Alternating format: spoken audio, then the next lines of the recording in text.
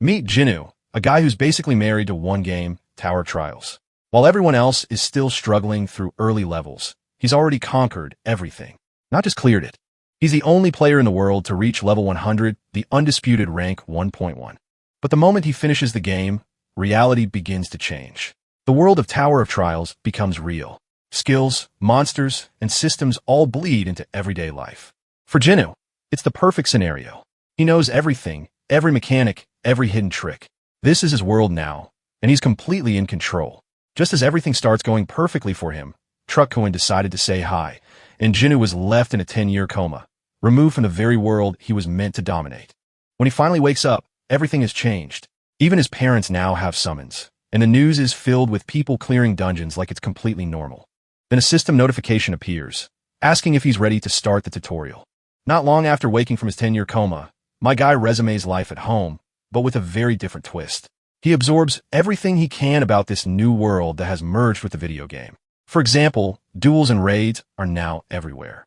Dungeons must be cleared, and the Tower of Trials has become a real physical structure. The entire concept of the digital game has fully materialized into reality. 3 years after this strange merging phenomenon, humanity has adapted and now coexists with the evolved world. A low-ranking scroll could at best give you a D rank, but most rewards ended up being F rank. Higher-level scrolls offered better chances, going up to S rank, but with this one, a D is the best Jinnu can hope for, and I definitely don't mean his package. Jinnu is just praying for something usable. He'd even settle for an E rank if it came down to it. Bro just wants something workable. With that hope, our boy Tears opened the summoning scroll, activating its effects. Judging by his reaction, Jinnu is genuinely excited because he can't wait to see what a real summon looks like in person. Suddenly, blue lightning crashes down violently, scaring the life out of him. Jinnu watches in complete shock, the torn scroll lying on the ground. The system calls out, and to his surprise, confirms that he has summoned an X-rank wind fairy. In other words, something far from average. Completely stunned, Jinnu questions whether this is even supposed to happen. The wind fairy looks at him in surprise, then becomes amazed at her own summoning. She's thrilled, swooning over the fact that someone managed to summon her after such a long time. Jinnu is confused because summons aren't supposed to talk back, but then it clicks, and he asks if she might be Ramba. The question confuses her, and she quickly denies it, saying she's just a wind fairy. But as she floats there, she slowly recalls that only one person ever called her that, Jinnu God. And that instant realization hits her. Her face flushes as she recognizes him as her beloved Jinnu God. With tears in her eyes, she clings to his face, crying about how much she missed him while hugging him tightly. Our hero begins to understand why an X rank was summoned in the first place. Back in the game, if you exploited the Wind Fairy's hidden mechanics, she could evolve into a powerful support summon that boosts attack speed. They had spent so much time together during his early days that he even gave her the nickname Ramba. At the same time, he still can't believe that this bug exists in the current version since it was patched in year 1 of Battle of Summons. Jinnu checks the official records, recalling how the exploit was supposedly fixed. He even remembers his frustration when she was deleted despite all his investment. Examining her data, he discovers that the Wind Fairy now has a strange quarantine status, something he doesn't fully understand. The fairy begins to cry, explaining that she was trapped in a cage and couldn't escape ever since she disappeared. She begs him not to leave her again, but our hero pushes her aside, trying to piece together a theory, a game theory. First, Jinnu asks what caused her quarantine status. The question startles her, and although she tries to remember, a sudden headache stops her, as if something is preventing her from recalling the truth. She puts on a cutsy act suggesting that some external force sealed her memories, but Jinnu isn't buying it, and tells her to just say what she can remember. Ramba admits she can't say much, but confirms she was held in isolation and no normal player could summon her. What's more interesting is that Jinnu senses there are other summons like her that were also quarantined. Ramba confirms this, though she never met them since they were kept separately. She estimates that at least 10 entities are part of this quarantine, which immediately gets Jinnu thinking. His thoughts lead to a chilling conclusion. Back in the game, 10 of his summons were labeled as bugs and deleted under his care. If all of them were reclassified as X rank, then they might also be summonable. Ramba is simply happy that she managed to return to him through the scroll. Jinnu theorizes that maybe these X-rank summons only respond to his scrolls, which would mean he's the only person in the world capable of pulling X-ranks so easily. He suspects this might be a hidden reward for clearing the 100th floor during his final run. To test his theory, he opens another scroll, wondering if every drop guarantees an X-rank. The next summon appears, a gorilla. Unfortunately, his theory falls apart because this one is just a trash F rank, proving that X ranks are still based on RNG. Still, Jinwoo sticks to his original strategy. He just needs to farm summoning scrolls until he collects more X ranks. If he can reclaim all 10, he'll become even more overpowered than he was at his peak. Turning to Ramba, Jinwoo tells her to stop calling him Jinagode because it sounds lame. More importantly, his name is already well known, and that kind of attention would only bring trouble. Right now, he lacks information and isn't prepared to deal with that. The moment people see him pulling X ranks, they'll start targeting him like there's a bounty on his head. Suddenly, a rumbling shakes the ground. Both of his summons panic as the system prepares to move him forward. His first task appears, a beginner dungeon, a simple trial meant to get him started.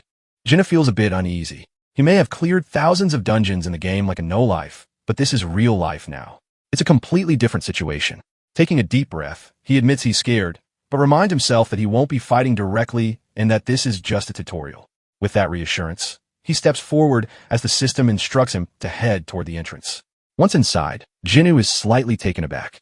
The environment is far more eerie than he expected, and the dungeon confirms his entry, signaling the start.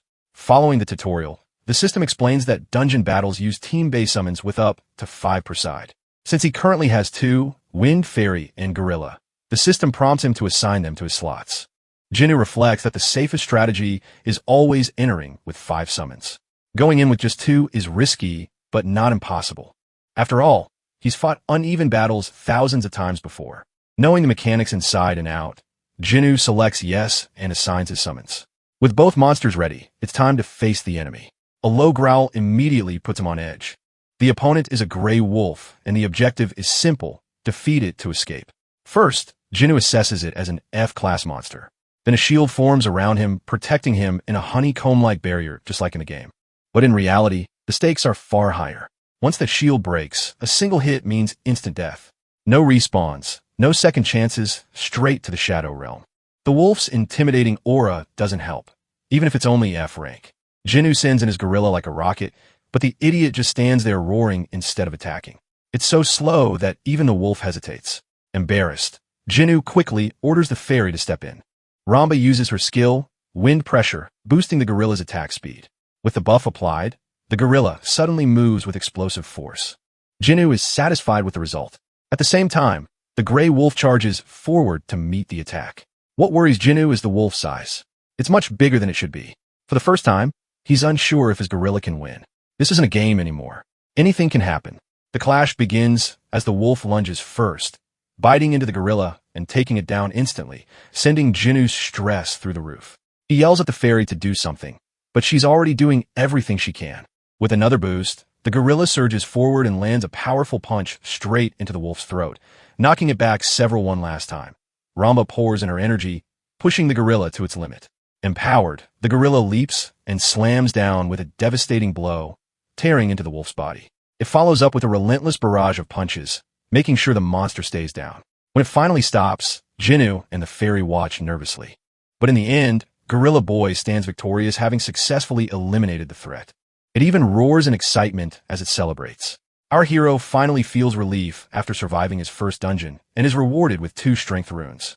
In the next scene, we shift to the city, where Jinwoo's younger sister Ajin is making bank, earning around 200,000. 3 years ago, she picked up a new profession as a rune farming player. In other words, she dives into low-level dungeons and sells runes like a merchant to players who need them. She took on this role after hard times hit their family following Jinwoo's disappearance. But luckily, she managed to obtain a C-class summon with a rare 1% drop rate. Thanks to her Shadow Elf, she can safely farm runes and make money with ease. Ajin checks her phone and is surprised to see her brother calling out of nowhere. She asks if he's already discharged while he immediately calls her a rune peddler to her face. The comment annoys her since it downplays her profession, and she quickly corrects him, telling him to call her a farming player instead. Our boy decides to play along and asks her where the synthesis center is located. Ajin explains that it's in the player zone, just as expected.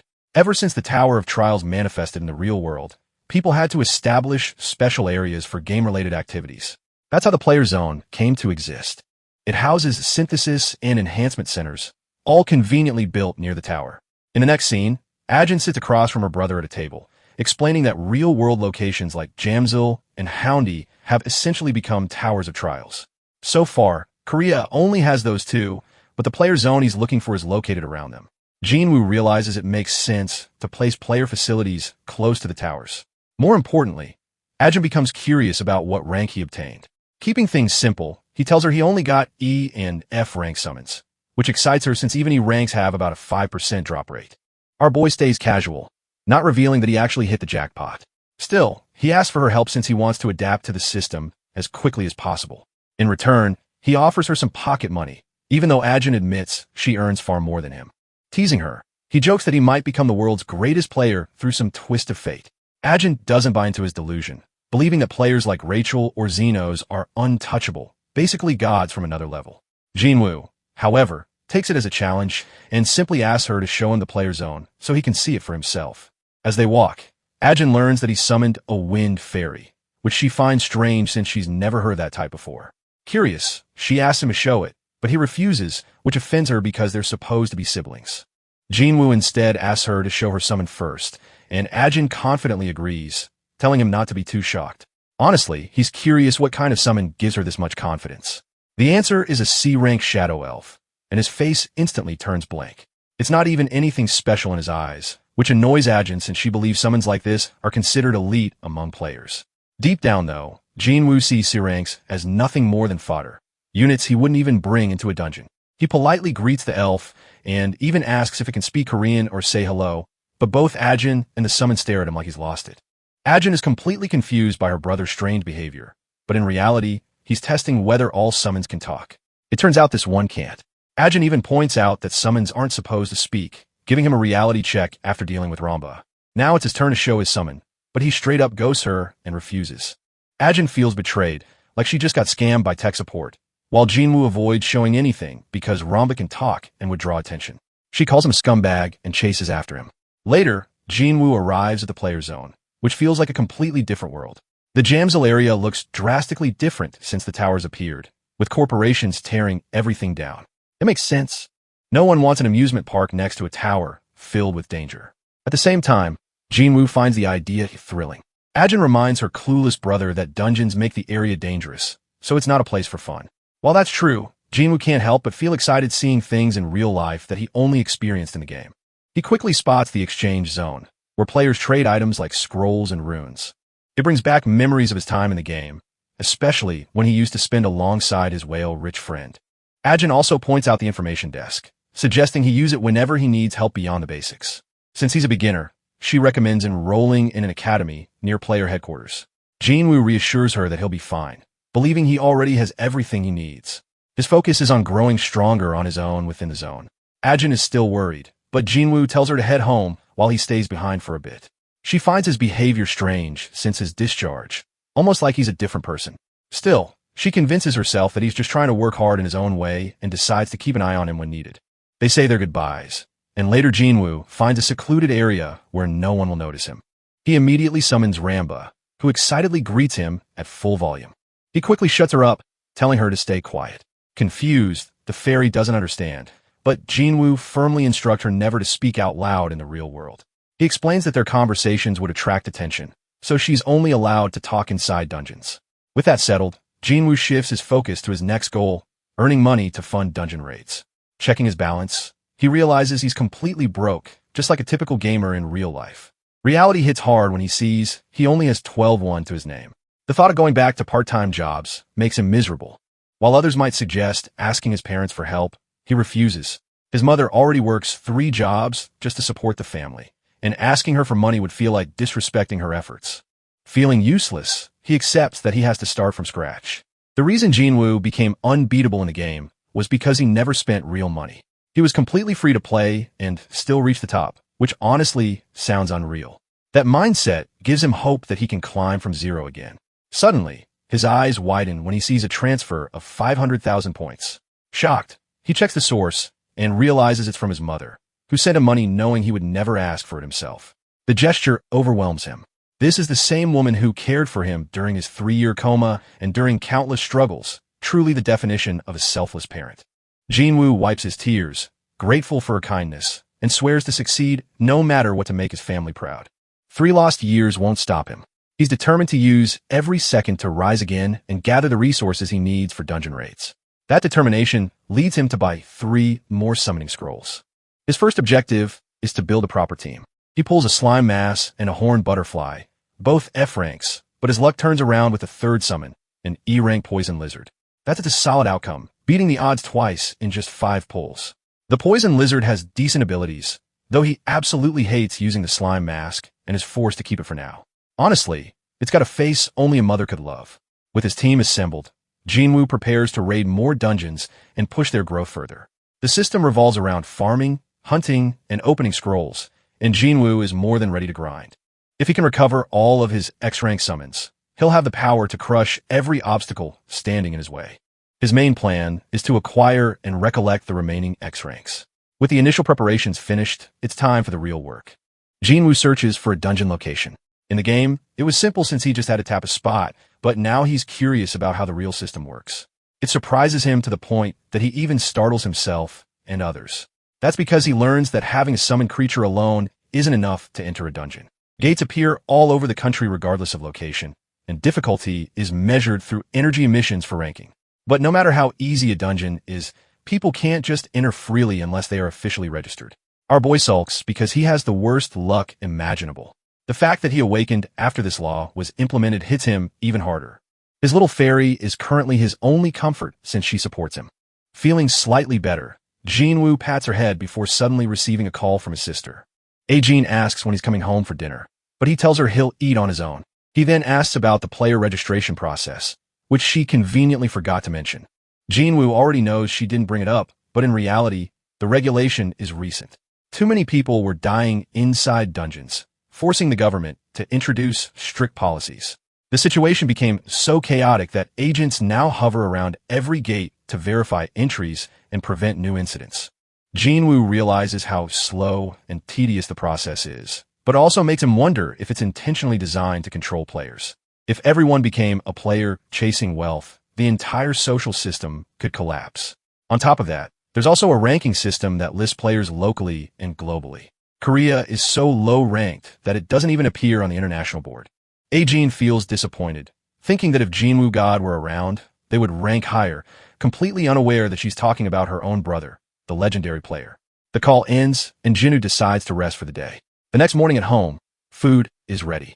Jinwoo is already preparing to leave at 6 a.m. His mother tells him to at least take a rice ball, but he insists he's fine. He quickly puts on his shoes and apologizes to his parents for only showing them his worst side, even thanking them sincerely for everything they've done. The parents are left completely shocked. His father flustered, his mother worried. The government has tightened safety protocols, and Jinwoo checks his phone, learning that countless deaths occurred due to player recklessness. He can't say much either, since he himself was a gaming addict for the past 10 years. It's not something he's proud of. At the reception, he submits his application form and asks how many people actually passed the qualification. He learns there's a final test, which annoys him because 1,000 people are already waiting behind him. Still, he thinks that if he can't pass something this basic, then what's the point of being one of the 5 emperors of the heavens? In the next scene, we move to a different location. Park Chong, affiliated with HQ, is disappointed with the talent this year. Suddenly, the building is attacked and chaos erupts. A man invades using a giant orc summon, seeking revenge against Chong for killing his brothers. Meanwhile, Chong believes the attacker is a psychopath and summons his own monsters, mostly fire and wood-based creatures. The HQ is under attack, and while everyone panics, our boy remains calm until he realizes he's been dragged into something far bigger than expected. The bystanders panic and place their hopes in Chong. Jinwoo senses a gang-related conflict, noticing the attacker in a sharp suit clearly has a vendetta. What shocks him is how even real-world criminals now use advanced summons. Chong shouts for an emergency and orders everyone to summon shields. Jinwoo does the same, while Ramba almost speaks again before he quickly shuts her up, reminding her to stay silent in public. The orc charges in and the battle begins. Chang's fiery butterfly unleashes small meteors, but the orc tanks every hit, growing more aggressive. Chong starts getting pushed back, and Jinwoo realizes the situation is worse than expected. If he intervenes, he'll be dragged into the conflict, too. His goal was only to observe, but now he's forced to decide. As the orc brings down its axe on one of Chang's summons, Jinwoo steps forward. Chong tells him to stay back, but Jinwoo instead analyzes the situation and points out a crucial mistake. The orc has a fire resistance buff that activates at specific timings, making fire attacks ineffective unless timed correctly. Chang observes carefully and confirms the glowing effect on the orc's body. Taking advantage of this, he adjusts his strategy. He commands his flame turtle to prepare another fire spell and fires it at the correct moment. This time, the attack lands perfectly. Chang celebrates as the weakness is finally exposed. The wood-type summon destroys the enemy's support creatures, leaving the attacker exposed. Then the flame turtle and flame butterfly combine attacks, overwhelming the orc completely. Soon all enemy summons are wiped out and the attacker's shield breaks. Now cornered, the man attempts to surrender, bracing for the consequences, but a vine creature quickly restrains him, ignoring his pleas. Chang coldly declares that gang members are to be executed on sight. The criminal cries and begs, but it's too late. With a snap of Chang's fingers, the man is brutally killed, his body reduced to nothing. The fight ends. The crowd cheers for Chang's victory, praising him loudly, but Jinwoo is horrified. Everyone is completely unfazed that a man was just killed in front of them.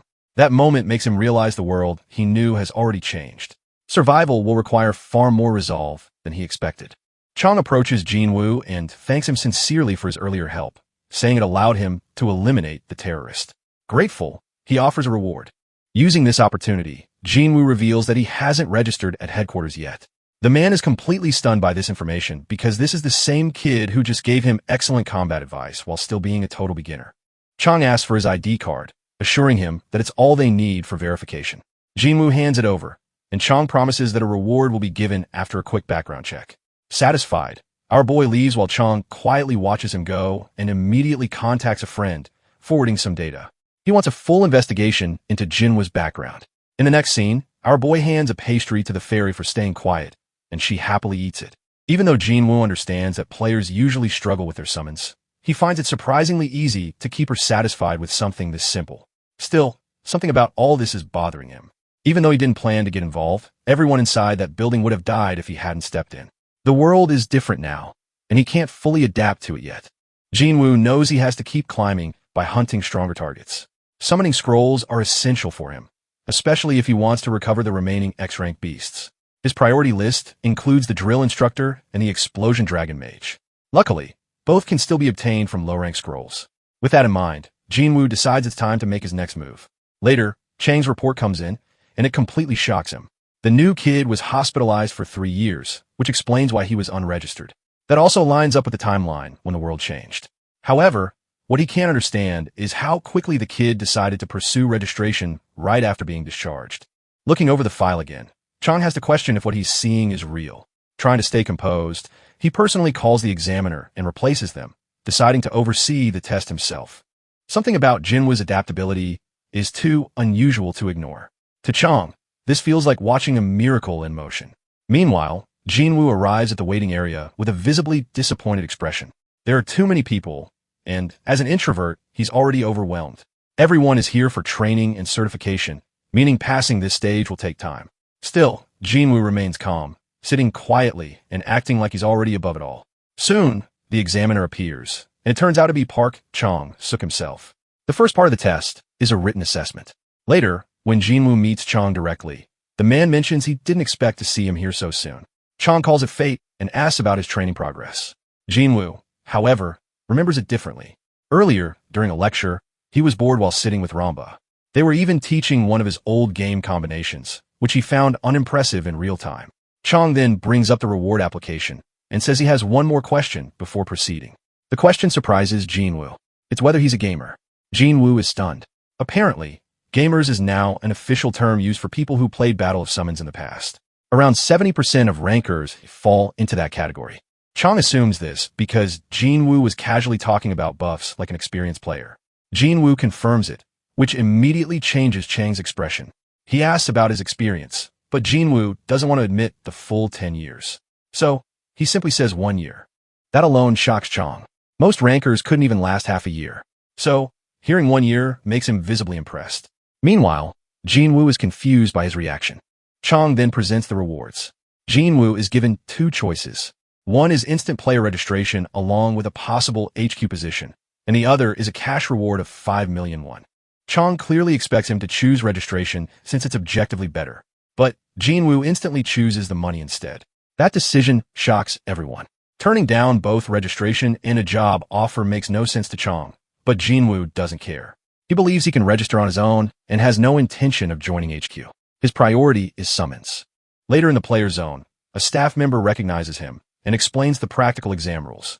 He must clear a dungeon, specifically the Tuesday dungeon, and faster completion means a higher grade.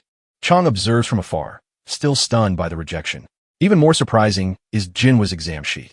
He wrote so much about runes and summons that the examiners were genuinely impressed. Some even believe he will become a ranker soon. With explanations finished, Jinwoo is allowed to enter the gate. Inside, a shield forms around him as the dungeon begins.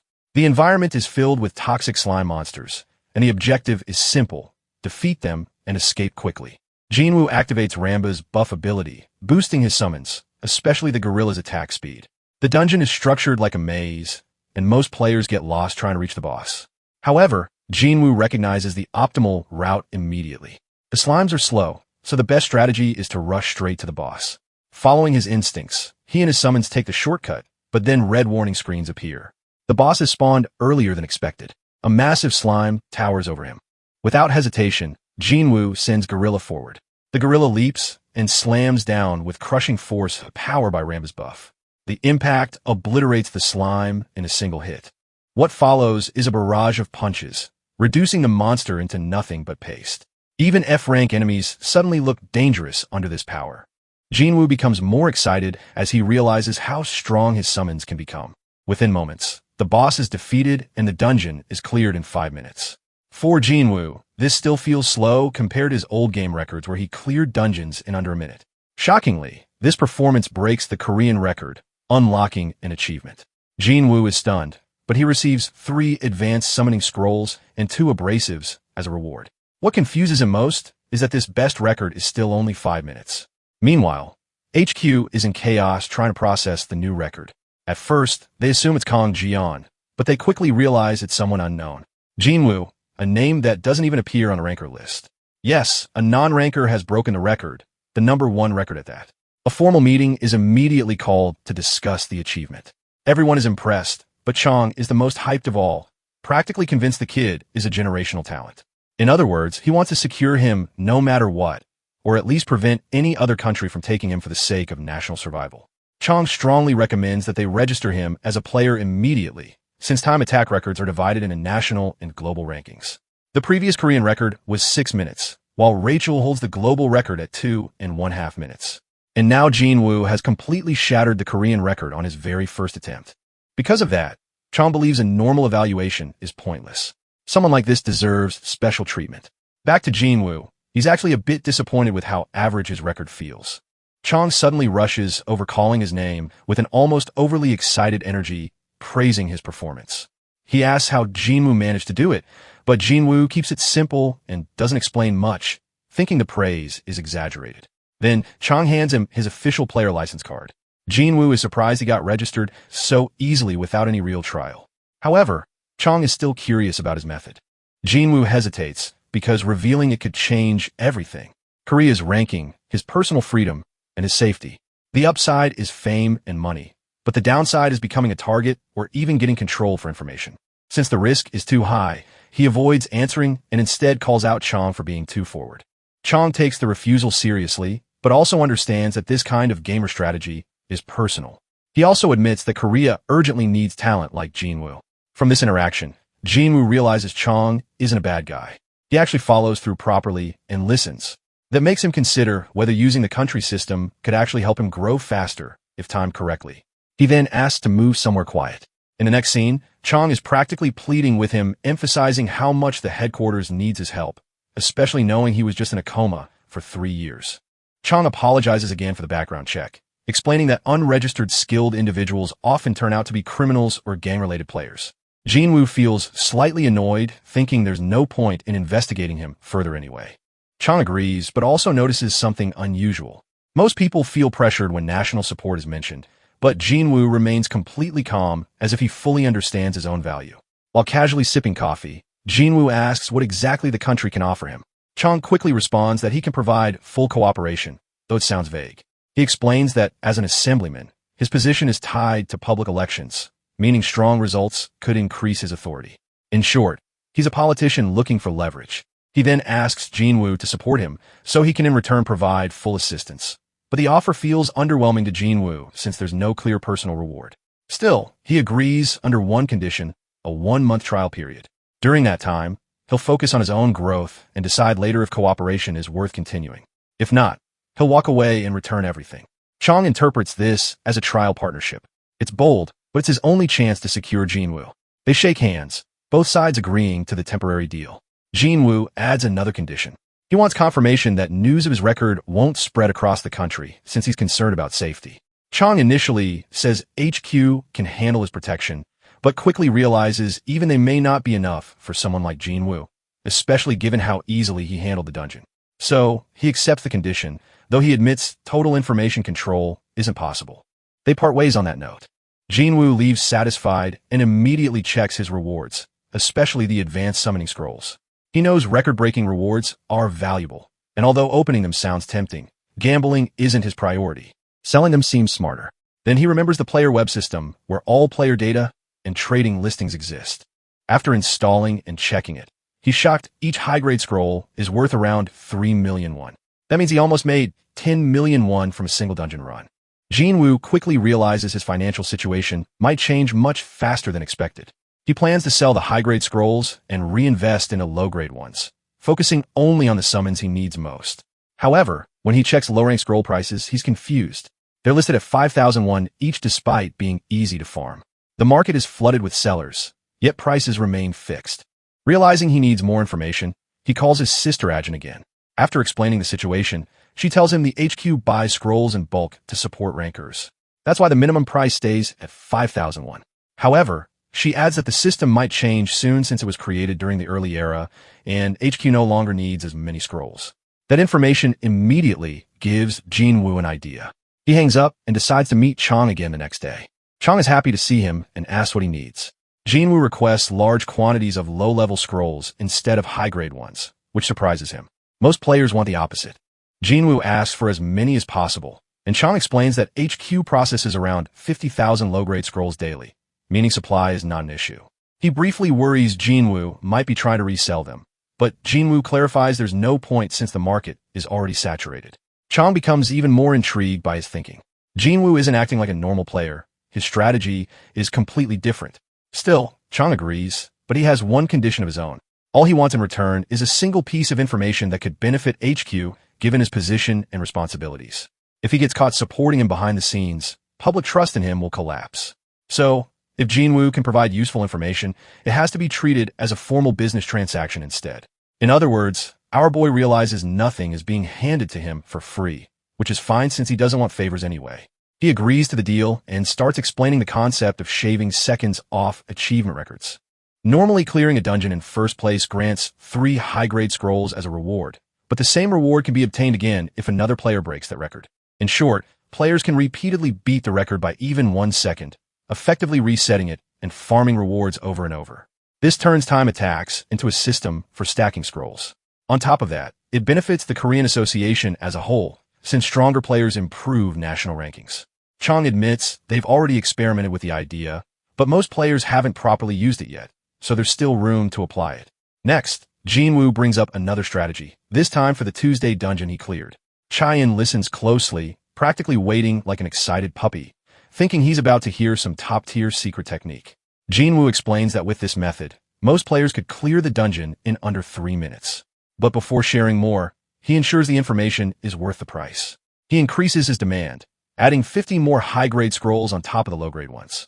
In total, he's effectively asking for around 100 million won worth of scrolls. It's an insane price, but Jinwoo considers it fair since the strategy can be applied across both low and high-tier dungeons, potentially generating billions in return. Chaein agrees, stating that if the information proves valuable, he'll transfer 150 million won directly and also supply 10,000 low-rank scrolls daily. The next evening, Chaein gathers his staff for a test. Everyone is expecting something significant. He begins by mentioning the recent Tuesday dungeon record, then casually claims he obtained a method to bypass it through overseas connections. He even frames Jinwoo as a test subject who unknowingly contributed to the discovery, warning them not to spread any details. The purpose of the meeting is simple. They will begin time attack testing using this new method. The key summon involved is the Poison Lizard. The Poison Lizard is roughly human-sized, classified as a brawler-type summon, tough and durable. However, It's unpopular due to how difficult it is to raise compared to other summons. Most players overlook it, except for one crucial trait. Its diet consists mainly of slimes. That single detail makes it perfect for the Tuesday dungeon. With it, fast clears become possible. In the next scene, players proudly report 4-minute completion times, confirming the method works. The once ignored poison lizard is suddenly celebrated as an essential summon. A few days later, news of the record spreads across the country. Chung fully realizes Jinwoo is far beyond an ordinary gamer. He decides to form a dedicated support team around him, selecting 3 skilled members with different specialties.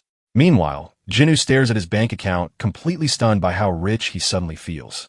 He wonders why he never earned money like this before.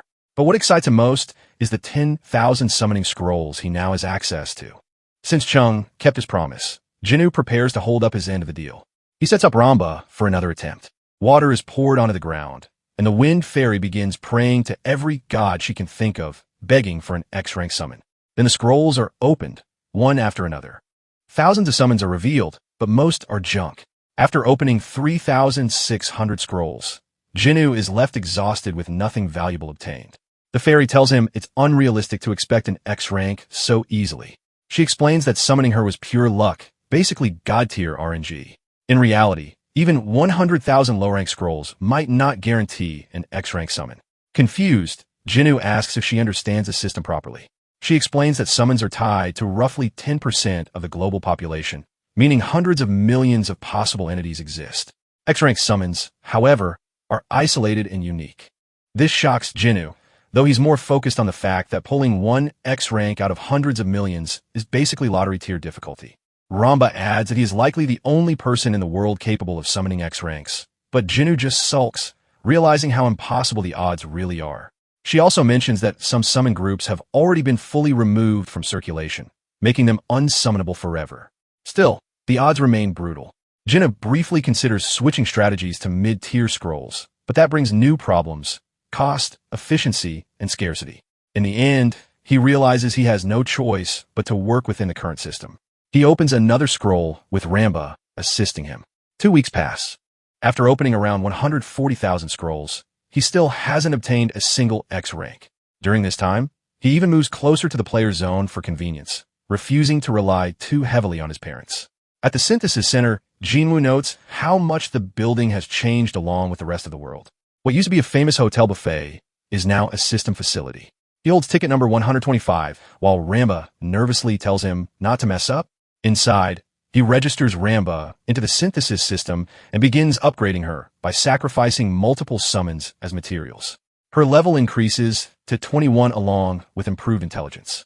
Ramba celebrates her growth excitedly, but Jinwoo remains unimpressed. This result came after 140,000 scrolls, and the maximum level is 100. At this rate, he feels like he'll die before ever reaching the peak. More days pass, and Chung checks on progress reports. His team is fully established, and his focus shifts entirely toward Jinwoo. He learns that Jinwoo continues opening scrolls non-stop every single day. Even today, he purchased more using the 150 million won, still trying to get them at lower prices whenever possible. Unfortunately, the Management Bureau is already growing suspicious and raising concerns about the supply of these scrolls. Chung still can't understand why Jinwoo would invest so heavily in something like this, but he's certain the kid knows something they don't. Because of that, he agrees to the ridiculous proposal of selling each scroll at half price. The suggestion shocks his subordinate, who immediately warns that it will cause major problems. But the assemblyman remains calm, believing the talent they're dealing with is destined to become a national hero. In his mind, supporting Jinwoo now means he will later be credited as the one who invested in him early. That's why he considers this decision worth it. He also tells Byung-jin to keep everything confidential, limiting knowledge of the deal to himself, Ju-woo, and Tae-soo. Meanwhile, we return to Jinwoo, who is once again suffering through thousands of scroll openings. He's visibly drained, and even the Wind Fairy is starting to question how long this is going to continue. To ease the situation, a new figure arrives.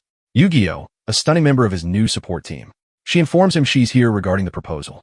Jinwoo asks about the discount arrangement, and she carefully explains that they will be providing him a 50% discount on scroll purchases. The news leaves him completely stunned.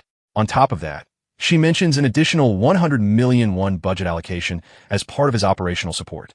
For Jinwoo, It feels like everything is suddenly leveling up to another dimension of luxury. Jiao reminds him not to leak any of this information, though she assumes he wouldn't anyway. She also mentions it's meant to strengthen their working relationship, something Jinwoo has no complaints about. After she leaves, Jinwoo finally feels what real support from the assemblyman looks like. It pushes him to think even more seriously about pulling an X-rank summon as soon as possible to repay that trust. Back to grinding, he continues opening thousands more scrolls. Still nothing but F-rank trash. No progress at all. At this point, he's gone too far to stop. He starts praying desperately for the explosive dragon mage. And then finally it happens. After what feels like endless suffering, the gacha gods respond. Both Jinwoo and Ramba are left speechless as the explosive dragon mage is successfully summoned. Jinwoo is overwhelmed with emotion, even tearing up, feeling like all his frustration has finally paid off. For a moment, it feels like he's reached the end of his struggle, but he doesn't stop. There's a phenomenon known as a momentum luck, where rare summons tend to appear back-to-back. Trusting this, he opens another scroll, and unbelievably, it works again. The drill instructor appears. Jinwoo is completely overwhelmed, crying tears of joy. After weeks of failure, he has finally obtained the exact summons he wanted. The drill instructor is an X-grade summon specialized in training and growth acceleration. While not a combat powerhouse himself, he dramatically boosts the strength development of other summons. He immediately recognizes Jinwoo and Bose, acknowledging their bond. Ramba and the drill instructor also share a strange familiarity, as if they've all been connected before. Then the explosive dragon mage appears as well, confirming her identity. Jinwoo hears her voice for the first time, and she turns out to have terrifying offensive potential, especially when paired with proper training support. With the drill instructor's guidance, her damage scaling becomes absurd. Both summons acknowledge Jinwoo as their master and show genuine respect. He calmly orders them to stay silent in public. That night back at home, Jinwoo is completely drained. His summons are now interacting with each other freely, while the drill instructor immediately begins assessing their weaknesses. He declares that all of them are too weak and need intense training. He first instructs the explosive dragon mage to refine her mana control in preparation for unlocking higher abilities. Then he turns to Ramba, who instantly panics under his intense gaze. His training plan for her is brutal, starting with basic strength development. He gives her an absurd first task: lift and swing a frying pan 5,000 times. The fairy looks helplessly toward Jinwoo for support, but he's mentally gone at this point. Meanwhile, back at HQ, Geo reports a new issue. The director has officially stopped supplying scrolls and is demanding a full investigation into their usage. Shang is confused, wondering why the director suddenly cares about something like this. Geo suspects interference from Hisu, another assemblyman and Shang's political rival. If scroll supply stops, Jinwoo's growth will also be affected. Shang is frustrated, but receives an unexpected call. Jinwoo himself, saying he no longer needs additional scrolls. Still, Shang remains wary of Hisu's interference and plans to deal with it later. Later at Guanik Mountain, Jinwoo prepares for his next dungeon. He wears a simple tracksuit and studies the area. In this world, there are several dungeon types: exploration dungeons for materials, Tower of Trials dungeons for high difficulty, and Chaos Dragon dungeons requiring full parties, though that last one hasn't fully manifested in reality yet. There are also rare stage dungeons, but those are uncommon. Despite recommendations to use a party, Jinwoo prefers going solo. A staff member checks his license, confirms his registration, and lets him proceed. Inside, Jinwoo is immediately met with chaos. A full-scale battle is underway: humans versus monsters. This is a subjugation-type dungeon already in progress. Soldiers are barely holding the line as waves of orcs push forward. For a moment, it feels familiar to him, just like a game. But now that everything is real, he can feel every bit of the intense pressure in the air. What stands before him is no longer a simulation, but a full-scale war where soldiers desperately shout for healers to keep them alive. The boy decides to stay calm and quickly summons his units to deal with the orcs. He tells Ramba to boost the drill instructor's attack speed and orders the explosive dragon mage to provide cover using her fire spells. At the same time, he commands the deranked Mini Kong to charge straight toward the orc boss, completely ignoring the chaos in between. His focus is entirely on the boss because of the simple structure of the orc subjugation dungeon. As long as the giant orc at the back is taken down, victory is guaranteed and the battle will end. Meanwhile, with Ramba's buff in effect, the drill instructor goes completely wild, cutting down orcs one after another as if they were mere insects. Watching this, Jinwoo begins to wonder if this overwhelming strength comes from being an X rank. A small smile forms on his face as it becomes clear the battle might end before he even gets the chance to properly warm up. Even the soldiers who were struggling just moments ago are left stunned, seeing powerful allies appear out of nowhere and completely shift the tide of the fight. Mini Kong leaps straight into the orcs while the Golden Fairy continues healing without pause. Ramba, on the other hand, seems to be enjoying herself, provoking the monsters and making them throw their weapons at her. Seeing this, the boy immediately scolds her for messing around. Meanwhile, the explosive dragon mage unleashes her signature fire spell, burning every orc that comes into contact with her flames. Before long, through their teamwork, the boss finally falls and a notification appears confirming that the dungeon has been successfully cleared. All the summons celebrate their small victory as the system rewards them with experience points, allowing them to level up. On top of that, Jinnu hits the jackpot by receiving an intermediate summoning scroll along with 500,001. These rewards push him to start looking for new dungeons right away, since he not only leveled up his summons, but also earned easy cash in the process. He begins planning to make it big overnight and finally stop being a broke loser. Meanwhile, back at headquarters, Assemblyman Chong is being scolded by Jia for making such a reckless bet. Apparently, he let his anger get the better of him and is now facing the consequences. During earlier meeting with Hisu and the director, things escalated into an argument that nearly turned into a full-blown fight. The director tried to step in and stop the clash between Assemblyman Hisu and Chong. Hisu insisted he was only giving advice, but Chong clearly had no interest in hearing something that sounded more like an insult than help. Hisu then mocks him, calling him a loser since none of his talents have ever made it to the national team. That comment pushes Park Chong over the edge, and the argument quickly intensifies. Unfortunately for him, his rival actually has the skills to back up his words. Even so, Park refuses to let Hisu look down on him like that. Sensing that Park is about to lose control, Hisu proposes a bet to see whose talent can reach a higher rank, and Park immediately agrees without thinking it through. Hisu then raises the stakes, adding that the loser must publicly admit the other is better and resign from their position. To make sure neither of them backs out, he adds a penalty of 1 billion won. Instead of reconsidering, Park quickly agrees and even suggests drafting a proper contract for the bet. As the story shifts back, Jia questions him, asking if he made such a reckless decision just because of Jinwoo. She admits the boy is a genius, but reminds him that at the end of the day, he is still just a gamer who might fall short compared to registered rankers. The man, however, remains unfazed, stating that he fully believes in Jinwoo and is confident the boy will bring massive returns if supported properly. Just then, an assistant rushes into the room and loudly announces that he has identified the person responsible for solo clearing D-rank dungeons. It turns out to be none other than Jinwoo. Hearing this, the assemblyman is left speechless, his mouth hanging open. While Jia struggles to believe it, she argues that it has only been a month since the boy registered, and she cannot understand how he is already clearing dungeons in under 5 minutes. The assemblyman immediately takes advantage of the situation, switching his tone as he starts bragging about his instincts, claiming he always knew the boy was special.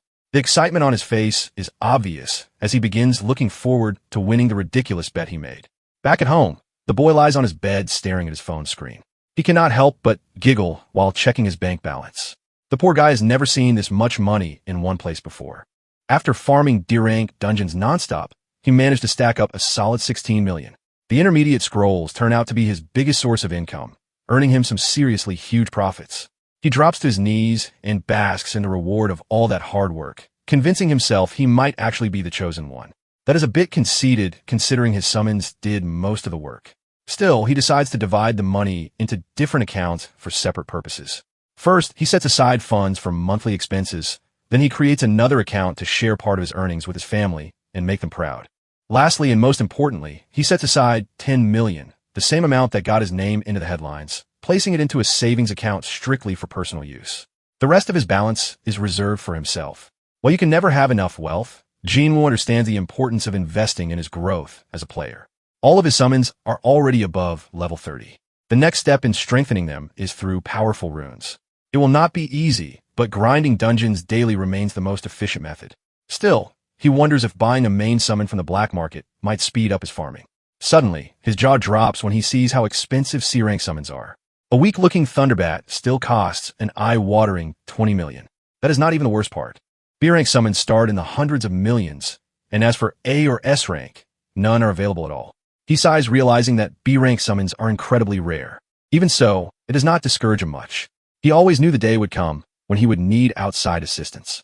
Back at the assemblyman's office, the man's calm and composed demeanor completely shatters when he hears some thrilling news. Another request has arrived from the star player, Jinwoo. The moment he hears the name, he practically starts fangirling like a kid on sugar. He eagerly asks what the request is about, seriously frightening the poor staff member delivering the message. The assistant simply shows him the list, which contains every summon Jinwoo wants to purchase. The total climbs past $1 billion as if it were pocket change. The assemblyman's eyes nearly pop out of their sockets at the audacity. He lets out a dry laugh, wondering if the boy truly believes such an amount can be arranged overnight. However, his sarcasm fades when his subordinate adds one crucial detail. Jinwoo has promised to reveal secret information about time to tax and daily dungeons. That immediately grabs his full attention. He confirms whether the player truly means information for every single day of the week. It sounds far too generous, almost suspicious. Still, he chooses to trust Jinwoo and decides to bring the proposal to the director. A few hours later, he returns to the office, slamming his fist on the desk and looking like he might flip it at any moment. His team can already tell the meeting did not go well. The director rejected the proposal outright, even though it could have pushed their company to the top industry. Watching him, Jaiwa quietly thinks she wishes every manager had that much passion.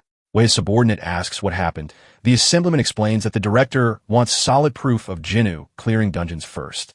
Their demand feels ridiculous since the player needs money to buy summons that will help him clear those dungeons. Jaiwa agrees that missing this opportunity would be a huge mistake. Seizing the moment, she calmly suggests that selling priceless dungeon intel for only $1 billion might actually be undervaluing it. Her lips curl into a confident smile as she offers a simple solution. She can cover the payment herself. Hearing this, Assemblyman Park recalls that Jia is not just an employee with bold opinions. She is the heir to the Daesong family group, someone who received the finest education and has collected achievements throughout her life. Unlike the rest of her family, however, she has always been more interested in players and dungeons than corporate affairs. And right now, the player who fascinates her the most is Jinwoo, the rookie who went from nobody to clearing dungeons as if it were a side hobby. Now that he is offering an exclusive deal, this feels like the perfect opportunity to recruit him into her own agency before anyone else can. The Assemblyman's current comes with countless restrictions, but this arrangement would give him full freedom over future profits. No need to beg for approval. Still, he hesitates and asks if she is truly comfortable betting such a massive sum on a player with an uncertain future. The high-class lady responds with a cheeky smile, asking if he even knows her current bank balance. She assures him money will not be an issue. All she needs is a single meeting with the player.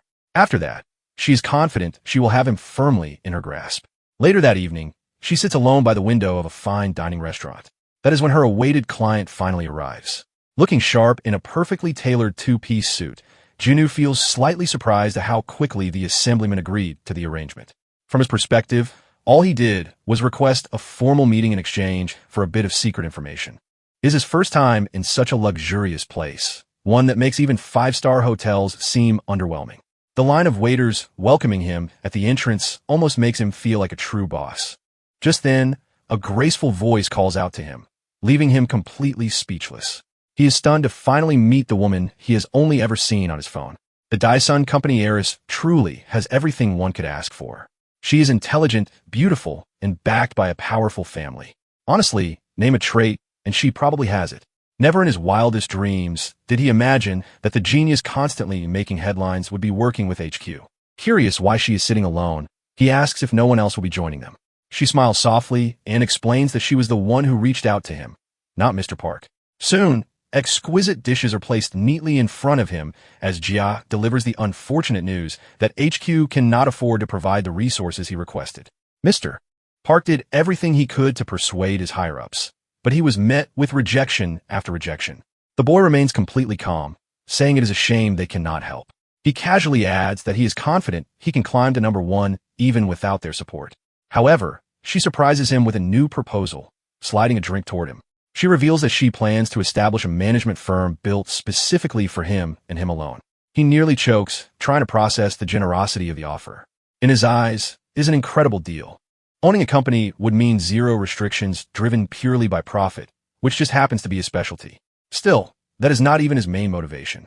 This is also a golden opportunity to strike a deal with someone capable of buying his secret information at the highest price. Jia adds that she, along with the entire Daesung group, will unconditionally support him with whatever he needs.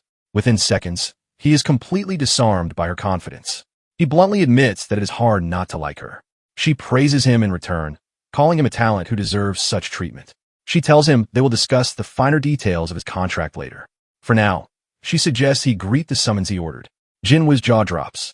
She actually fulfilled his request before he even signed anything, almost as if she already knows he will not refuse. She flashes a smug smile and tells him to think of it as a gift of appreciation. The next day in the mountains, his little sister searches for him at their usual spot. He has not contacted her for an entire week, and on top of that, he suddenly moved out to live on his own. She is clearly annoyed when a gorgeous woman walks past her, leaving her speechless. She does a double take, feeling like she has seen that face somewhere on social media. Her brain struggles for a moment before it finally clicks. It is a national icon Jia, who seems to be looking for the same person. Nearby, the boy is breaking a sweat from intense morning drills. His summons look even worse, practically collapsing from exhaustion. Just then, they notice someone approaching. Jinwoo turns and spots Jia climbing the stairs, clearly not dressed for exercise. He is genuinely surprised to see her there. She calmly says she is impressed to find him training this hard so early in the morning. Together with his summons, he actually looks like he has formed a proper party. Then she offers him yet another token of appreciation. A screen suddenly appears before him, stating that Jiao wishes to initiate a trade. A warning message pops up, advising him to carefully review the trade terms before accepting. The system exists to help players support one another, but if anyone attempts to scam the other party, there are serious consequences. The system literally strikes offenders with lightning as punishment, so honesty is strongly enforced.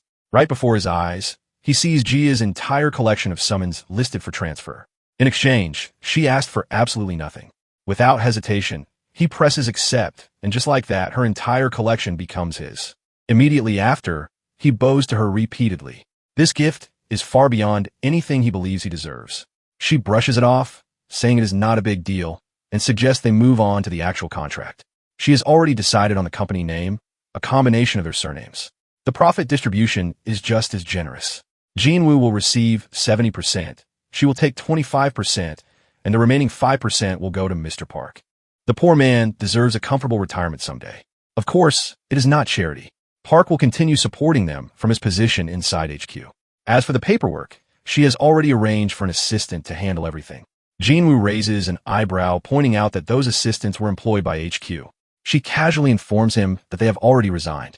Apparently, offering triple their previous salary is a very effective motivator. Moving on, he wonders if she is truly fine with giving him 70%.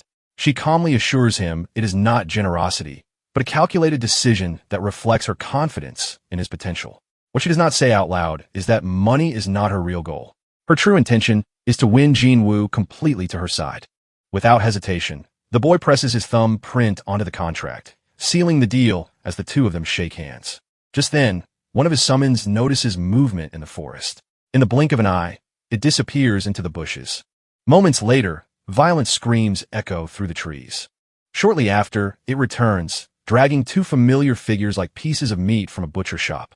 Completely confused, Jinwoo stares at his little sister, Ajin, and asks why she was sneaking around in the bushes. He pieces together her story and realizes she recognized Jinwoo as a celebrity she admired, which led her to follow her without thinking. She quickly tries to reframe the situation, claiming she was just curious at the time. By then, Jiao had already left, so Jinwoo presses further, pointing out that it still counts as stalking. He asks if she decided to watch them from a distance after seeing him with Jiao. His sister falls silent after being exposed. After a brief pause, she finally admits the truth without resistance. Right after that, she jumps toward him and demands to know how he even knows Jiao and how he managed to meet someone like her. Jinwoo explains that his contract includes a clause requiring him to introduce his family to Miss Jiao. He adds that she had planned to meet them formally anyway. His sister immediately begins to swoon at the thought of meeting her idol with the family. Before he can continue, she cuts him off again, pressing for more details. He begins explaining that he used to be a well-known gamer who once held the record for clearing low-ranked dungeons faster than anyone else. Because of that, he frequently visited headquarters and eventually met Jiwoo by chance. She asks if it is the same game he used to play on his phone all the time. Jinwoo panics at the risk of exposing his identity as Jinwoo God. He quickly claims it was a different game and that he only played for about a year. His sister catches the hint and remarks that it still sounds impressive, even if the game itself was trash. She then teases him, asking if all that time he wasted on games has finally paid off. Deep down, Jinwoo knows he can trust the family that has taken care of him for the past 3 years, but he still refuses to put them in danger. He decides he will only reveal everything once he is strong enough to protect them completely. Ajin points out that he kept this information from her all this time, but Jinwoo replies that he always intended to tell her eventually. He asked her to keep it a secret for now until he personally explains everything to their parents. She struggles to believe what she just heard, but Jinwoo insists he has his reasons for staying silent. Eventually, she agrees despite her doubts. In the background, Manhua can no longer handle the weight of the dragon mage and finally collapses under the strain. At the same time, the drill instructor corners her shadow elf, making it visibly anxious. Jinwoo quickly tells Ajin to pair the shadow elf with a shadow wolf, explaining that without the wolf, its efficiency drops to less than 10% of its full potential. She is surprised to hear that, especially since the summon is completely new to her. Jinwoo explains that it makes sense because the summon belongs to the B-rank tier. Curious, she wonders how she could possibly obtain a B-rank summon and immediately searches the online catalog for answers. In the next moment, her expression falls into despair as she shows him the price, asking how he expects her to afford something that costs 500 million. She sarcastically remarks that at this rate, she might be able to buy it in 20 years. However, her brother calmly replies that he can get it for her within a month without much trouble. She bursts into laughter at the claim and mocks him for trying to act cool just because he has recently gained some recognition as a gamer. She tells him to forget about it and insists that she will save up little by little until she can afford it on her own someday. He simply smiles, stands up, and tells her not to cry when he actually makes it happen, which only leaves her more confused. She begins to feel that her brother has changed into a completely different person lately, while her frightened elf quietly snuggles into her lap for comfort. About a week later, outside one of the weekday dungeons, Jinwoo meets up with the company team as planned. They hand him a set of new gear, which confuses him at first since he did not expect anything like that. Ji-sung explains that for the Ubox company, information is their most valuable asset above everything else. She tells him that they sell high-definition recordings of dungeon runs at premium prices, and a special gear exists to capture everything during the process. She continues by explaining that the equipment records the surroundings in full three-dimensional detail, while remaining lightweight enough to wear comfortably. As soon as he puts it on, the assistant activates the system, and it begins recording everything around him like a set of prying eyes. Jinwoo feels slightly embarrassed, saying this might be the most awkward situation he has ever experienced. He adds that he has never attempted a Monday dungeon before, so the run might not look very clean. Jinwoo reassures him that they will simply edit the best parts together afterward. He thanks her and casually asks if it would be fine for him to break the national record the moment he enters the dungeon. This completely startles her, and she stares at him in disbelief before giving a hesitant approval. She wonders if he is joking and tells him to stay relaxed and perform naturally based on his instincts as a gamer instead. After entering the dungeon, he recalls that the current Korean record sits at around 7 minutes. He immediately concludes that surpassing it will be easy. He remembers that this dungeon uniquely drops attack-related runes, making clear time directly tied to ranking performance. Just like in other games, attack runes play a crucial role in the boss system, and without them, progression becomes nearly impossible. In addition, the dungeon operates as a defense-type scenario where surviving for 30 minutes guarantees a clear. However, completion time still matters, so if he manages to defeat the final boss, known as the Lich, the dungeon ends instantly. Because of that, eliminating the boss has become the primary strategy for top players aiming for fast clears. He checks his equipment and opens his interface, which displays options to organize 3 different teams for battle. Jinwoo has already prepared everything in advance, so he quickly loads a preset configuration without wasting any time. For his first team, he summons the training instructor, the combat aide, and Mini Kong. While for the second team, he selects the Priest of Radiance along with the Golden Fairy. His status screen updates, showing that the Horde of the Lich has begun its approach and that he must hold out for 30 minutes under pressure. The timer starts immediately, and Mini Kong charges forward in a frenzy, tearing through the incoming skeletons without restraint. Jinwoo signals his summons to push forward and carve a path toward victory. As the Horde advances, he orders them to move toward higher ground without delay. The training instructor Hung looks surprised at first, but follows the command realizing that everything is being recorded. Jinwoo estimates that it will take at least 2 minutes to reach the higher position, and during that time, he trusts Mini Kong and Hung to handle the incoming enemies. Once they arrive, he instructs his combat aide to take position and prepare for the next phase. He recalls that in the game the combat aide has long range and exceptional accuracy, making it useful in specific situations. However, In reality, its damage output is extremely low to the point where it cannot even defeat a standard monster after hours of continuous attacks.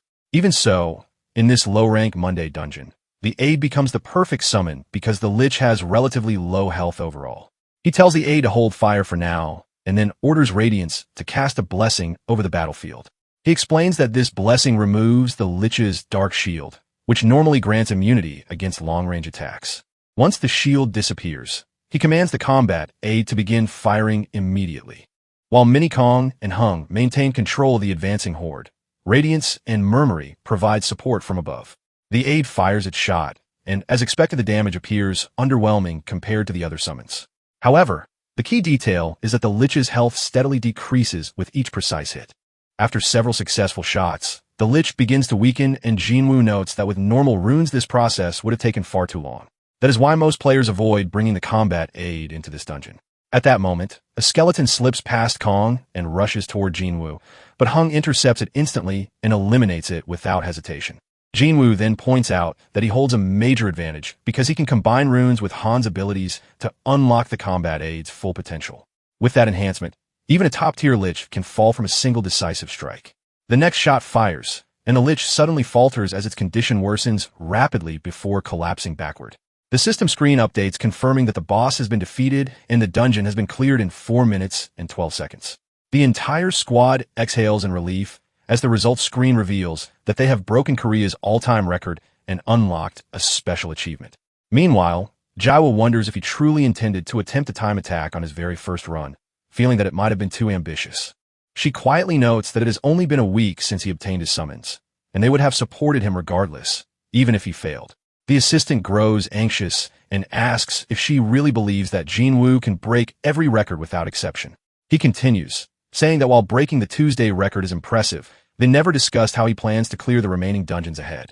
He points out that Jinwoo is not the first player in Korea with a year of experience and questions whether he has been completely honest from the start.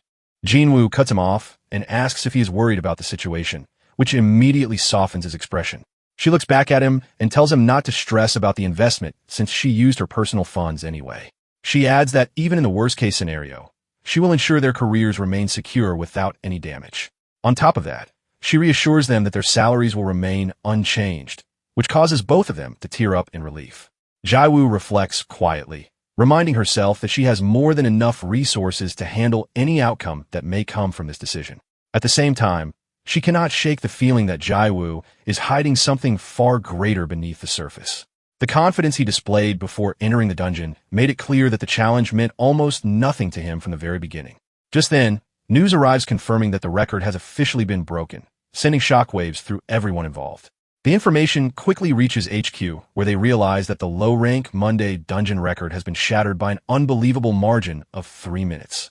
They immediately look up the player responsible and discover that it is none other than Jinwoo, leaving them completely stunned. Back at the dungeon entrance, Jia's hands tremble as she begins to grasp the full weight of what just happened. In her mind, the business will perform decently at worst, but if everything goes right, it could grow into something far beyond expectations. Meanwhile, inside the dungeon, our boy looks at the magnificent scene before him, reflecting briefly. As he stares at the portal, he remembers that there's something else he needs to do first. He switches off the recording device and summons the system panel, telling himself that it is finally time for some intense grinding. In the game, after clearing a weekday dungeon, players unlock a feature known as Auto Battle. As the name suggests, as long as your summons handle the grinding, you can continue collecting rewards effortlessly. Returning to the present, he sends the drill instructor back into his inventory and summons Ramba instead, placing her in charge of the grinding session. This surprises her, but Jinwoo explains that he is not using Hung because he wants him to train the others. He teasingly asks if she would prefer to train as well, which makes her freeze instantly. The poor fairy is thrown into a flashback of her brutal training under the ruthless instructor, who pushed her beyond her limits. Remembering that traumatic experience, she nearly breaks into tears and begs him to let her focus on grinding instead. With that settled, he forms a plan to clear all the weekday dungeons first and then maximize profits using the auto battle system. This approach has an added benefit, as the summons will continue leveling up while grinding, making the process extremely efficient. With everything decided, he takes his leave while the wind fairy happily waves him off, relieved that she has escaped further torture. As soon as he steps through the portal, he is greeted by an unexpected sight. His team members have rolled out a red carpet, treating him like a celebrity. Trying not to overthink it, he hands over the equipment and asks Jia if that will be all. She assures him that they will do everything possible to keep his identity from leaking. To her surprise, Jinwoo says that he no longer cares about that. Instead, he looks her directly in the eye and asks her to prioritize protecting his family. He points out that Korea's gangs are both powerful and dangerous, but if their focus remains solely on him, they can provide better protection. Jinwoo pauses for a few seconds before agreeing, promising to use all her resources to ensure their safety. Sometime later, our hero returns to his first dungeon and uses his spotted lizard summon to set yet another record, this time finishing in nearly 3 minutes. Although he makes the run look presentable on screen, his actual skill level is already good enough to compete on the world stage. By using speed runes on the lizard along with buffs from the Wind Falcon, breaking the record becomes effortless. After finishing, Jinwoo turns off the recording and returns to the real world. The following day, he enters the Wednesday dungeon, which takes place in a frozen wasteland. This dungeon is known for its unique mechanic, a movement debuff that slows players down to a crawl, making progress extremely difficult. Shivering from the cold, he summons his Frost Cat, Wind Falcon, Titanium Golem, Horned Fairy, and the Explosive Dragon Mage. Together, their cold resistance abilities make the environment manageable. As Jinwoo surveys the battlefield, he spots massive white gorillas charging toward them. He immediately orders the Titanium Golem to move forward and activate its shield while the Wind Falcon provides a speed boost. The entire team rides atop the golem like a moving fortress, pushing forward at full speed despite the harsh terrain. As they advance, Jinwoo struggles to keep himself from getting sick, having underestimated how rough the ride would be. The snow gorillas launch powerful snowball attacks, but the golem absorbs everything without difficulty. Not only that, it suddenly leaps upward as if gravity does not apply, scaling the side of the mountain with ease. Jinwoo then signals the dragon mage to prepare, drawing her attention to what lies ahead. As soon as they reach the ledge, a system warning appears, indicating that the dungeon boss is nearby. The gorilla boss Pro Max unleashes a deafening roar, but Jinwoo remains unfazed and immediately issues commands to the Horned Fairy. She flies ahead and uses her ability to destroy the boss's protective shield. Without wasting a second, he signals the Dragon Mage, who unleashes a devastating flame attack that engulfs the boss entirely. Within moments, the dungeon is cleared in under 5 minutes. Jinwoo celebrates briefly after setting another record, only to suddenly double over and vomit due to motion sickness from the intense ride. From that point on, headlines begin to flood the media reporting on a mysterious no-ranker who is breaking national records across Korea. People soon realize that this is the same player who cleared the Tuesday dungeon, causing his popularity to skyrocket. Gossip spreads rapidly as he becomes the center of attention. Back at HQ, the director grows increasingly irritated as he reviews the headlines. His secretary informs him that this is the same player Assemblyman Park had mentioned earlier, the one tied to the rejected deal.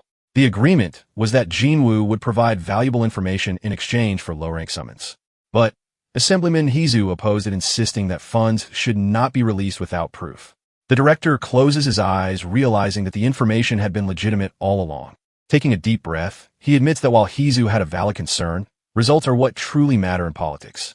If they had supported Jinwoo from the start, their influence would have skyrocketed by now. Frustrated, he shifts the blame onto Heezu, claiming he squandered a once-in-a-lifetime opportunity. Without hesitation, the director orders his secretary to contact Jinwoo directly. Now that it is clear he is not a fraud, they must bring him back at any cost. Meanwhile, the system mechanics become clearer. Monday and Wednesday dungeons reward runes, while Tuesday dungeons provide abrasives. Thursday dungeons, on the other hand, grant skill books. Although they do not offer overpowered abilities or skills beyond what the drill instructor can unlock, they still provide valuable enhancements for players. Because of this, Jinwoo does not bother with Sunday dungeons, as they offer the same rewards, but with significantly higher difficulty. That is why the group chooses to rest on Sundays instead. In Thursday dungeons, players are immediately thrown into a boss fight upon entry. In this case, the Dirt Golem boss has incredibly high defense. Most players rely on White Wolves to reduce its defenses, but Jinwoo takes a different approach. Instead of relying on strategy alone, he overwhelms it with brute force and raw damage.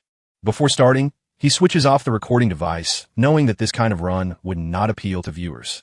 After all, most players do not have access to X-grade summons capable of replicating his strategy. To them, it would feel less like guidance and more like watching someone play with unfair advantages. Our boy makes up his mind to guide others by telling them to lower the boss's defenses using white wolves before unleashing extreme damage dealers. Climbing onto his titanium golem, he recalls that the dirt golem's weak point is its head, which is why he uses his own golem to even the odds.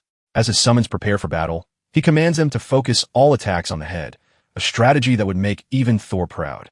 The two giants clash in a brutal fist fight while the drill instructor unleashes an ancient refined technique to carve through the dirt golem with precision.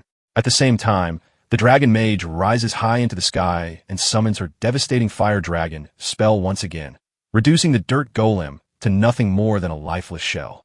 Moments later, the system announces that the dungeon has been cleared in just over 5 minutes. Watching the drill instructor, Jinwoo realizes just how broken his abilities truly are and that there was probably a reason they were restricted before. Even so, he has no intention of abusing that power, knowing that with a properly trained dragon mage, he could already clear even the highest grade dungeons almost instantly. He starts doing the math in his head, estimating that including entry time, a full clear might take around 10 seconds. Waving at the drill instructor, he calls out that there is still time to squeeze in one more dungeon. Later, as he returns to the real world, 2 men in business suits approach him and ask if he is Jinwoo. They hand him a business card and introduce themselves as representatives from headquarters. He accepts the card half-heartedly and asks what they want from him this time. The black-haired man forces a polite smile and explains that they reviewed the proposal he submitted earlier, saying that the deal might actually be possible. However, before he can continue, Jinwoo raises his hand and cuts him off. With a calm smile, he tells them not to bother anymore. Both men are caught off guard by the sudden rejection. Jinwoo simply smiles, thinking back to how trusting and generous GA has been compared to the strict and greedy nature of headquarters. He explains that he is already affiliated with a company, and if they wish to discuss anything further, they should contact GA through his agency. With that, he walks away, leaving the 2 men completely confused. The brown-haired man guesses that it might be the same GA from the Dason group, while the other decides it is best to return and investigate further. Deep down, however, he cannot shake the feeling that they have just missed out on a massive opportunity. Meanwhile, our hero stands atop a large rooftop, scanning the surroundings and deciding that the location will do. Shifting into preparation mode, he recalls that the Friday dungeon is completely different from the others. Instead of relying on summons to fight, it requires the summoner to physically traverse the area and clear it. That is why he has chosen to begin training ahead of time. Jinwoo summons a sky wyvern, a massive blue dragon-like creature, and peers over the edge, feeling a wave of fear despite having shield in place. He calls out to his wyvern asking if it is ready, then climbs on as they take off into the sky. At first, he keeps his eyes tightly shut out of fear, but he slowly opens them and realizes that the experience is far more enjoyable than he expected. Gaining confidence, he urges the wyvern to fly faster. Sometime later, he arrives at an unmarked island off the coast and summons the dragon mage along with the drill instructor. The instructor immediately praises his speed, but Jinwoo brushes it off as nothing special. The dragon mage then mentions how difficult it was when they first learned to ride wyverns, reminding him that they once trained with both wyverns and dolphins. When she praises him again, Jinwoo blushes slightly and thanks her, which leaves the drill instructor looking oddly dejected. Turning his gaze toward the ocean, Jinwoo declares that it is time to practice riding dolphins as well. He hypes them up, saying that learning from experienced riders like them will be the fastest way to improve. A few days later, the Friday dungeon finally opens. This dungeon is unique because it can reward top-tier runes. At the start, Jinwoo summons his Wind Falcon and orders it to grant him a speed boost. Taking his position, he waits for the countdown. The moment it begins, he bursts forward, skillfully dodging the incoming projectiles. Moving at incredible speed, he dashes past obstacles and decides to take a hidden route. Instead of crossing the water normally, he leaps into the ocean and summons his sky dolphin. Grabbing onto its fin, he takes a deep breath and dives beneath the surface, avoiding all the obstacles above. After reaching the other side, the dolphin launches into the air and Jinwoo immediately summons his wyvern. Appearing right beneath him, it allows him to land smoothly on its back before soaring into the sky. From there, he flies over the remaining obstacles with ease, bypassing the entire course in a way that makes the design path seem irrelevant. The rest of the run becomes effortless as he glides straight toward the finish line. Moments later, the system announces that the dungeon has been cleared. Jinwoo celebrates as he realizes he has completed it in just over 2 minutes, completely shattering the South Korean record. As a result, he receives a special reward for his performance. Flashing a confident peace sign, he rides off into the sky with his wyvern, marking yet another overwhelming victory. After clearing the Friday dungeon, it was noted that the Saturday dungeon had also appeared as black smoke rose from the dense forest. Jinnu controlled his summoned beast, directing it to retreat from the blazing flames behind them. While the large bird flew away from the forest, as the monsters were burned to ashes, the system announced that every monster had been annihilated and that the dungeon had been cleared with a time of 0 hours, 3 minutes, and 40 seconds. Later that evening, beneath the Rocky Mountain, as flocks of weary birds returned to their nests, it was recorded that the Sunday dungeon had likewise been cleared in record time. Jinnu and his companions attacked a humanoid monster whose